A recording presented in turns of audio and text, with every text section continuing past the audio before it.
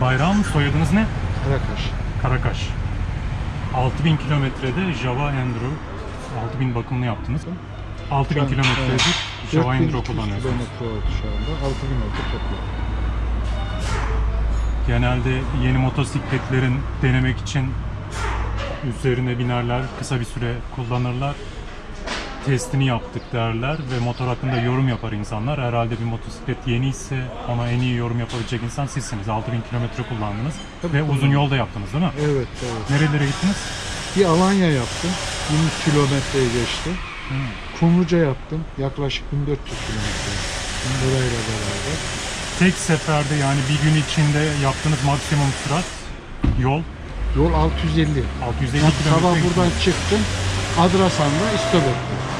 650 kilometre gittiğiniz zaman, yani o gün bitince motosikletle ilgili aklınızdaki fikir neydi? Sele, yol tutuş, denge, titreşim. Motosiklet hakkında ne düşünüyorsunuz? Şöyle 2 silindirli motor olarak şey yapıyorum. Yeni motor, selesi insana bir alışma süreci var. Yani doğal olarak ilk sıfır yapıldığında sert yapılıyor. Vücut onunla bir mücadele ediyor. Çünkü bundan önceki motorlarımda da yaşadım aynı olayı. Sonra da dedim ki sele iyiymiş yani. Bunda da ilk oturduğumda tabii rahatsızlık veriyordu. 70-80 kilometrede bir dinlenmek istiyordu. Şu anda 150 kilometre, 200 kilometreye kadar bir rahatsızlık verici şekli yok. 200 kilometrede bir istirahat etmeyi bekliyor. Belki de vücudun yapısından veya işte yaşın verdiği. Tek binişte kaç kilometre gittiniz? 200 mü? Tek binişte buradan geçtim, Afyon'u geçtim öyleyim. O 260 Isparta yol ayrımı 280 olması lazım. İzmir yol ayrımına kadar gittik tek şeyde. İnişte. Top speed kaç yaptın? 170'i vurdum. Rahat gidiyor mu 170'te? Rahat gidiyor. Belki de gider de korktum ben. Yani daha da fazla vurmadım. Çok kısa süreliğine ama. O 170'te rüzgar olarak neyse. Rüzgar yoktu, düzdü. Ha motorun hızdan dolayı verdiği rüzgar kafama, kaskıma vuruyordu. Kaska hafif ince kurtuluyordum biraz. Yol tutuşu ve denge için, titreşim için ne söylersiniz? Yol tutuşu çok güzel. Lastiğin de etkisi var galiba. Virajda rahatça yatıyor musunuz? Güzel, rahat. Yatışı çok güzel.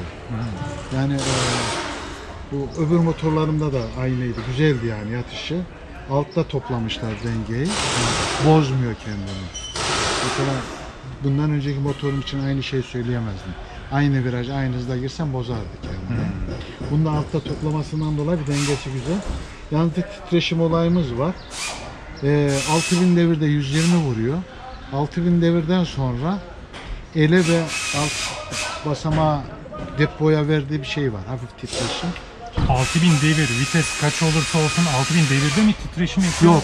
6. devir 6000. Yani 120'yi Altıncı geçmesi vitesi. lazım. Altıncı 110'u geçtikten sonra titreşim O hissettiriyor. zaman aerodinamiğinde mi bir şey var ki? Lastiklerden olduğunu düşünüyorum ben. Çünkü lastikler enduro tarzı. Yani tam yol touring bir lastik değil bana göre. Ben öyle düşünüyorum. Ama yol için daha ne kadar düz olacak ki lastik? Gene asfalt sayılmaz Diş mı? yapısı daha farklı. Yani bu yarı Dişin daha az olmasını mı istiyorsun? Evet. Yani yarı enduro tarzı olsa daha iyi olur. Diye düşünüyorum. Güzel. Mesela şu anda 6000 kilometre sonra motosiklette şu da şöyle olsa, bunu da ben değiştirsem diye düşündüğünüz bir şey var mı? Ne yapılmasın? Mesela şu Vallahi anda istediğinizi yapmak isteseniz ne yapmak istersiniz? Şu aldığım hiç 1 lira harcamadığım tek motor bu. Öyle mi? Ha. Bundan önceki 3 motorum vardı. Hepsini orta sehpa aldım. Ön cam aldım. Deflektör aldım. İşte ön koruma aldım. 1 lira harcamadığım tek motor bu. LG'inden tut, korumasından tut, ön camından tut, orta sehpasından tut. Çantam zaten diğer motorlardan geldi. Arka top case'in. Hangi bilgiler var ekranda? Ekranda sıcaklık var, motor devri var, hızımız var, anlık tüketimimiz var. Bir de gideceğin kilometre. Kalan yakıtla kaç kilometre gidileceğini Onu gösteriyor. deponu doldurdum mesela 570 kilometre falan diyor. Deposu çok büyük, 20 litre alıyor. Maşallah. Onun için depoyu direkt doldurmak, hani yolda doldurursun bir şey demiyorum da. Böyle şehir içinde kullanacağın zaman 10 litre dengeyi bozuyor, belli ediyor. Az olduğu zaman mı dengeyi bozuyor, çok olduğu zaman mı? Çok olduğu zaman, 20 litre yukarıda dolu olduğu olduğu için. zaman Çalkalanıyordur. şehir içinde alçak hızlarda manevra yapacağım, trafik gezeceğim dersen belli ettiriyor. Hmm. Ama 3-5 litre içinde veya 7 litrelerde faydasını görebiliyorsun. Ekranda trip metre vardır ya resetlediğiniz. Bir Evet. tane mi? Bir tane. Trip 1, trip 2 yok. 1 var. Yalnız görüşü çok güzel. Güneş altında bütün en ince noktalarını görüyor. Saat Ekranı. göstergesi var. Evet. Güneşte de ekranı görünüyor. Işıklı Görünüyor, mı şey gibi gece? değil. Bundan önceki motorum gibi değil. Çok net de görebiliyorsun. O güzelliği var. Lastikler kaliteli, değiştirmeye gerek yok.